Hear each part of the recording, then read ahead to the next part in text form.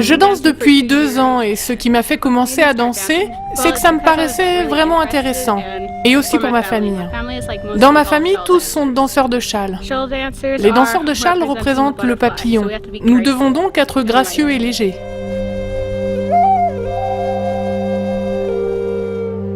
Les étoiles sont pour ma mère. Elle m'appelle sa petite étoile brillante. C'est pourquoi j'en ai plusieurs. Ensuite, il y a mon papillon parce qu'il représente la danse. J'ai du jaune pour mon nom en langue cri. Mon nom en langue cri est Femme solitaire de la montagne jaune. Et le bleu, c'est parce que j'aime le bleu.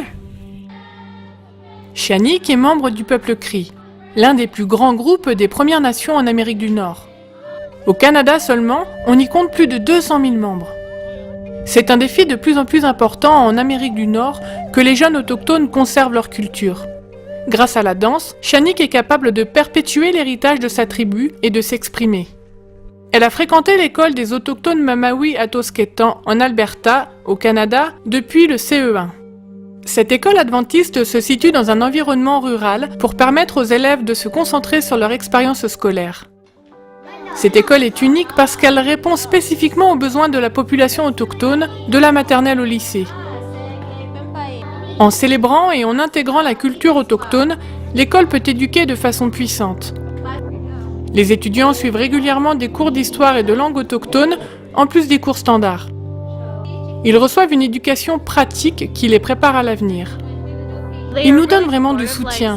Si par exemple quelqu'un a du mal à avoir de bonnes notes, ils proposent du soutien personnel et cela peut vraiment faire remonter les notes. Ils veulent vraiment qu'on y arrive. Tous les étudiants reçoivent le petit déjeuner et le déjeuner gratuitement s'ils le demandent. Le personnel veut s'assurer que chaque étudiant soit dans les meilleures conditions pour apprendre. Les attitudes attentionnées du personnel renforcent la confiance et l'assurance des élèves. Pour certains de ces enfants, c'est peut-être le seul endroit où ils se sentent en sécurité. Dans cette école, les étudiants ont l'opportunité de parler avec des conseillers qualifiés sur n'importe quel sujet. Je voulais commencer à danser car j'ai beaucoup d'énergie. Voilà une raison. Et aussi pour me débarrasser un peu de mes chagrins. Quand Shanek était en CE2, son père est décédé. La mort de son père était difficile à gérer et elle se sentait seule. C'est à cette époque qu'elle a entendu parler de Jésus pour la première fois. Elle commençait à lire la Bible et trouvait du réconfort dans ses histoires.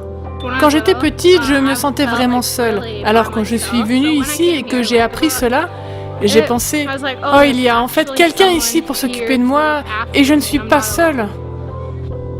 Cela a transformé la vie de Shanek d'une manière positive. Les enseignants et le personnel de cette école soulignent l'importance d'une relation personnelle avec Jésus. Maintenant, elle passe du temps dans la parole de Dieu, chaque jour, et continue à se rapprocher de lui.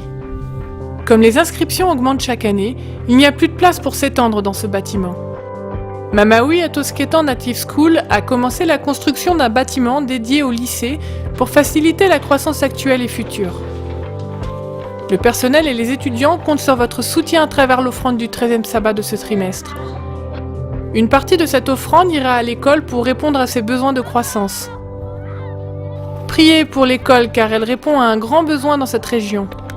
Merci pour votre contribution à l'offrande du 13e sabbat.